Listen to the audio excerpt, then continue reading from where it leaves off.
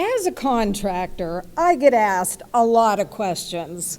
Some people ask me to recommend subcontractors. Other people ask me whether or not these subcontractors are licensed and insured.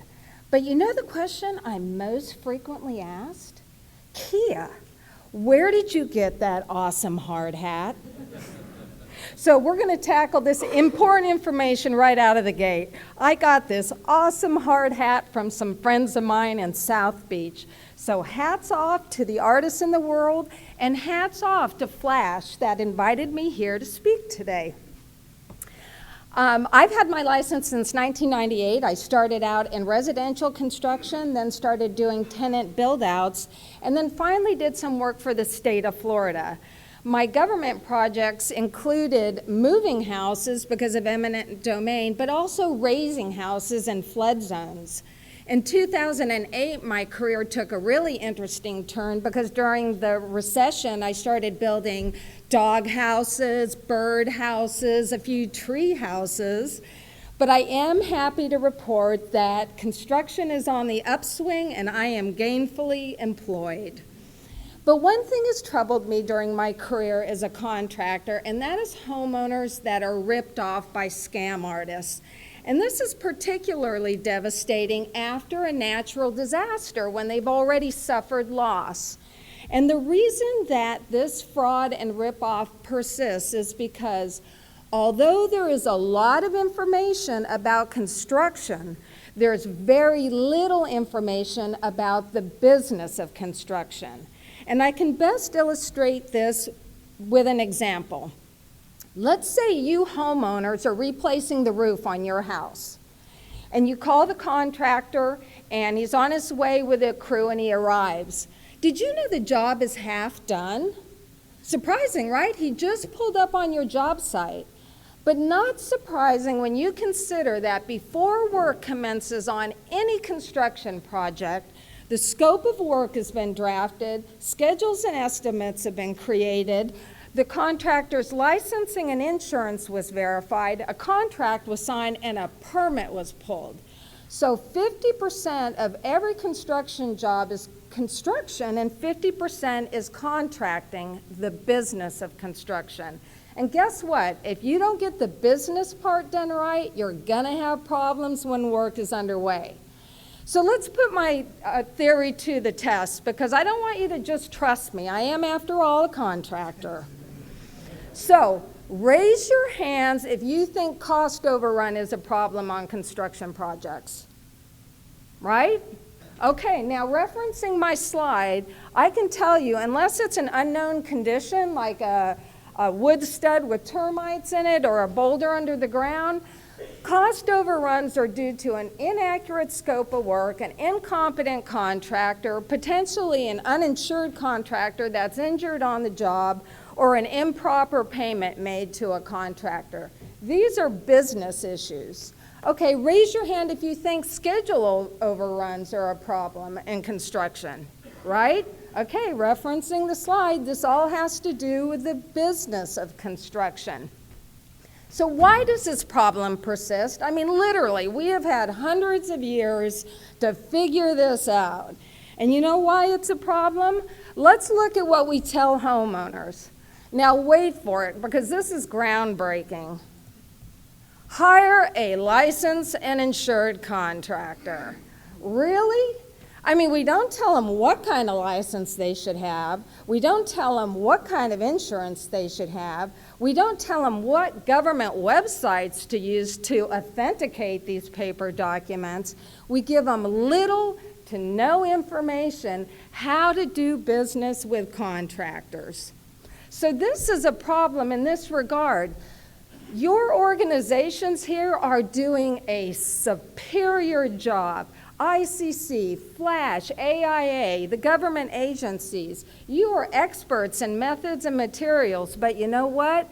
When it comes to implementing this project on the ground and the homeowners ripped off, your project was a failure. And I know that's harsh, but it's true, right? If a homeowner gets ripped off and the project isn't done properly, let's say that hurricane-resistant window isn't installed properly because you had an an incompetent contractor, it's gonna fail when there's wind loading. It's gonna blow out of the opening. So it's important that we educate the consumer. So why does this matter to you? Because word of mouth is a force of nature. So let's consider that homeowner that does the home hardening project, right? They spray the insulative foam underneath the deck. They use the hurricane straps to tighten down the trusses. And then they hire the contractor who steals the deposit. Do you think in the future they're ever going to do another home hardening project? So there went your repetitive business, that's gone. And do you think they're talking to their friends and neighbors? You bet they are. And you know what they're saying? Let me frame it this way. It's not good. So there went your repetitive business. So it's critical that the homeowners have a good experience. I mean, customer satisfaction is key to every one of your businesses in this room. So in addition to repetitive business and referrals, let's look at the other positive touch points of educating the public. It's a positive touch point. Think when you have a difficult decision to make. You're buying health insurance or you're investing in your 401k with stocks. Don't you appreciate the companies that go that extra step and educate you? They help you step through this complicated process. I know I do as a consumer. And then also, let's look at all this time you're spending with customers who misstep and have a problem.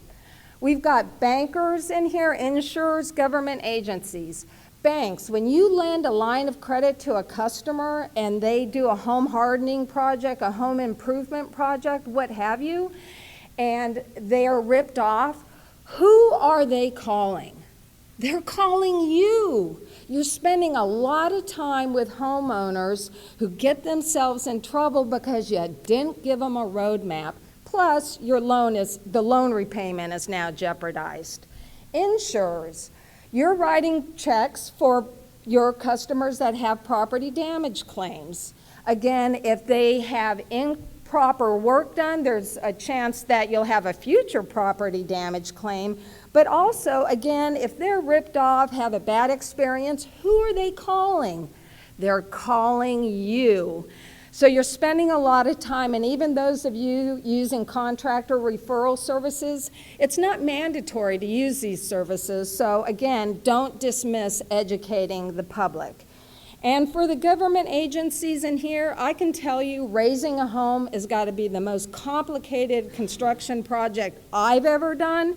And yet we're giving homeowners upwards of $100K, and they're acting as owner-builder. They're having to figure out what is the scope of work, what are the contract provisions, when should I do a lien release? Is my contractor insured? Now, does the building department do some work? Yes, they do, but it's narrow in scope. It's just they have parameters with how much they can help homeowners. So it's really win-win to educate the public. And the good news is they're listening. Do you know the last time I was on NPR in Miami, we had so many people email the station that the server crashed? They actually want this information. They actually know that they don't know. So let's give them some useful information.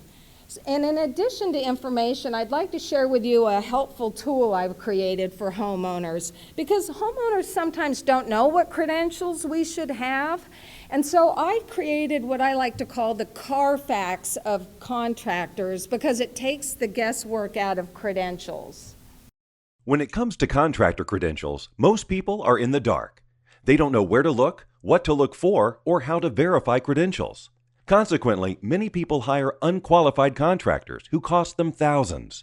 iCheck Contractors is an online service that instantly verifies Florida contractors' professional license, workers' comp, and corporate status using government data in real time. Just enter in the contractor's company name, and in seconds, you'll learn, is the license active? Is the insurance active? When do they expire? What type of license is in place? Are there complaints? Because iCheck Contractors is electronic, It is fast, and it resolves problems with paper documents that expire and are easily forged. To ensure that your contractors are licensed and have workers' comp, use iCheck Contractors. Okay, let's look at the top-ranked electrician on Craigslist. When you enter in his company name into iCheck Contractors, you'll find there is no business entity, there is no professional license, there is no workers' comp, but you know what there is a lot of? License complaints. So iCheck Contractors is grabbing data in real time from the state agencies and issuing a report. We don't recommend contractors, we don't rate them, we verify their credentials. So I hope during this presentation I've made 3 points clear. Contracting, or the business of construction, is 50% of every construction project. Most every dispute, complaint, ripoff is tied to the business of construction, and if we simply educate the consumer and give them useful tools like iCheck Contractors, we're making them informed participants on their job. And this is win-win for the consumer and for you. So if this resonates with you, I hope we can work together. Thank you.